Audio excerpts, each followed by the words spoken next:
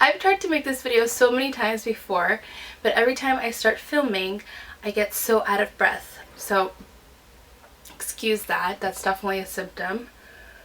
Hey guys, it's Kat. Welcome back to my channel. Today's video is going to be my last pregnancy vlog. Yeah, we are 4 days away from my due date, which is October 18th.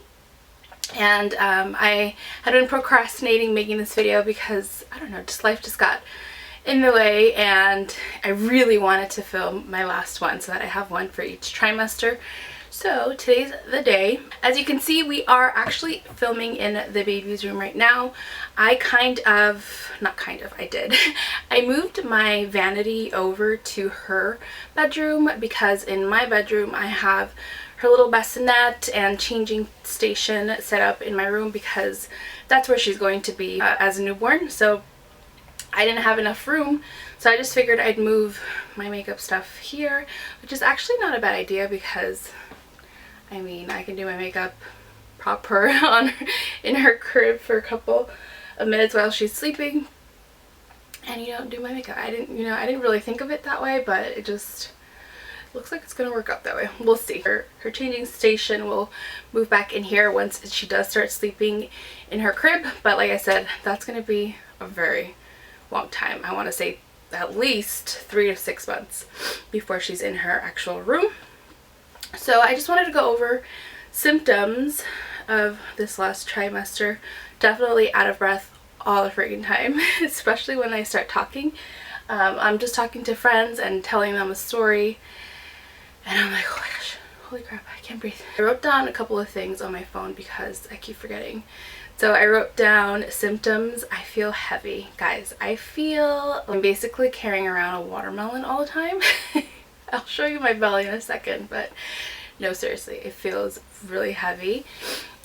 She's definitely dropped, so we are locked and loaded. She is head down, so we're basically just waiting around for the day, the D-Day. I am on maternity leave. I've been on maternity leave now for about 14 days. I started my maternity leave October 1st because I honestly thought she was coming early, which brings me to another thing that happened in my 3rd trimester. Right at the beginning of it, I was diagnosed with a short cervix, which basically means that your cervix is short and your cervix is basically what keeps, it's like the thing between the world and the baby, So once your cervix is short, it's just, there's a lot of scary things that can happen, and this was all, I think, around 27 or 28 weeks, something like that. I don't remember exactly the week that I was diagnosed with it, but it was a little scary, and we were put on bed rest for about a month or so, less than a month, I would say about 2 weeks, and we were also put on progesterone. I mean, I was put on progesterone just to keep my body thinking that I'm pregnant, which I am, but the danger there was that she was going to come too early and then be a preemie and then just have to go through all of that. So they put me on progesterone. They told me to take it easy. I started working from home, and that's what I've been doing, and obviously it's worked because we're now 39 weeks and yeah, we're still pregnant. Carpal tunnel, yeah, that was the weirdest thing also. When I was still working, before I went on leave, I started waking up with like really achy hands and my fingers, and like I basically felt like when I woke up that my fingers were like locked all night, and then when I woke up it was like I was releasing that pressure from my fingers. And it just, like, throughout the day as I was gripping my phone or I would pick up a cup, I could just tell that they were really sore. So I just looked it up, and it was like, oh yeah, carpal tunnel is a very common pregnancy symptom. And I was like, what? Nobody ever talks about that. But I asked on my Instagram if anybody else had experienced that, and a lot of you guys were like, yeah, that happened, and it was really painful and it sucked, and basically you can't really do anything.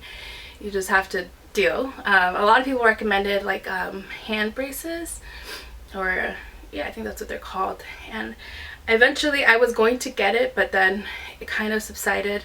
I mean, it's still there. Every now and then I do feel it, but it's not as bad as it was at one point. I think once I stopped working, it definitely helped because I wasn't on the computer all day and typing. But yeah, that was annoying. The next thing that I wrote down here is pressure in vagina. Oh my gosh, that, it literally feels like sometimes when I would walk, it feels like the baby's like right there. Like I literally could catch her. She would like fall out. It was the craziest thing for a while. And this was like during the time where they said that I had a short cervix when I first found out about it. And I couldn't shake that feeling of like literally feeling like the baby was gonna come out as I walked. The pressure is still there, but it wasn't as bad as it was at the beginning of my last trimester. The next thing that I have here is nice hair, nice skin, nice nails. Yeah. So my skin's definitely gotten better in this last trimester. Second trimester was all over the place. I was breaking out, my skin was dry. I do still have like a dry patch around my nose, but not as bad. My hair's been good, my nails are out of control, and I credit that all to my prenatals. But yeah, that's definitely a nice perk of pregnancy. Other thing I wrote down was sleepy but can't sleep. So this last trimester, sleep has been challenging, not only because it's hard to get comfortable with my bump, but I just keep waking up, whether it's because I have to pee or I just wake up for no reason, like insomnia. I just consistently wake up at least 3 to 4 times a night, so it's been challenging. I definitely always feel sleepy after a meal. I definitely feel like I need to take a nap. I don't always take the nap. Sometimes I just power through it and I'll find myself doing something else. But yeah, sleep has been challenging, and I do have a body pillow, a pregnancy pillow, that's definitely helped. I don't know what I would have done without it. And I also have this other pillow. It's called the Mopey. I don't remember the name of it. I have to look at it, but it's like a smaller pillow that I kind of just like use for wherever, whether it's to put behind my neck or underneath my legs or on the side, like to give me support. That pillow is godsend. It was a gift from my cousin, and oh my gosh, I can't thank her enough. I've also been really thirsty. Not to the point where I'm like dying every 5 minutes, but definitely at least every hour I am drinking a ton of water, which you're supposed to drink a lot of water anyways. Yeah, super thirsty. I've also felt so much movement. Obviously, this little girl is kicking and she's stretching, and she's definitely always letting me know that she's in there. Which brings me to my last point I wrote down, stretch marks. So I did end up getting stretch marks this last week. I had gotten a couple of stretch marks in the beginning of my pregnancy, I want to say around the second trimester, but just on like my hip area. But now they're in my tummy, on my tummy, and I'm not gonna lie, I was super bummed out when I first saw them because I was like, oh my gosh, I made it through 38 weeks without stretch marks, and I really thought that I was like gonna, skate by, but nope, they definitely resurfaced. They're not as bad right now. I'm hoping that they don't get any much worse because I only have like 4 days if she comes on her due date. But yeah, they definitely showed up, and I have been consistent lathering my belly up every night. Right now I'm using an oil, and I'm using the same belly cream that I've been using my whole pregnancy, so I'm definitely like intensifying the moisture part of my routine now because I know that I can't prevent them, but I don't want to make them worse, so I'm just doing anything that I can to alleviate that. But yeah, I will show you my belly. But this is my belly. I am 39 weeks. Basically full term. So these are the stretch marks that I initially got and I was okay with. But now we've gotten some in the front. right here, more towards the bottom. But yeah. Touch my belly. So yeah, as of now, we are on baby watch. Baby can literally come at any point. My last appointment, they told me that I still wasn't dilated or anything.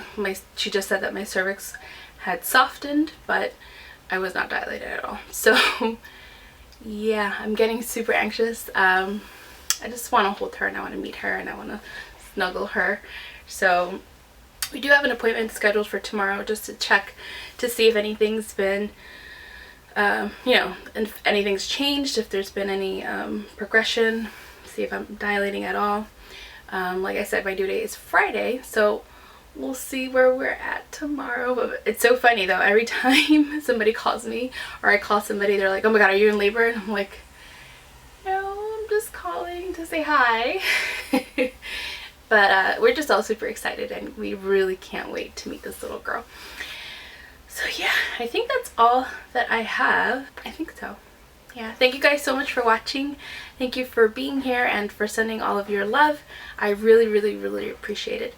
Thank you guys for watching, like I said, and I will catch you in my next video, hopefully with a baby. Bye guys.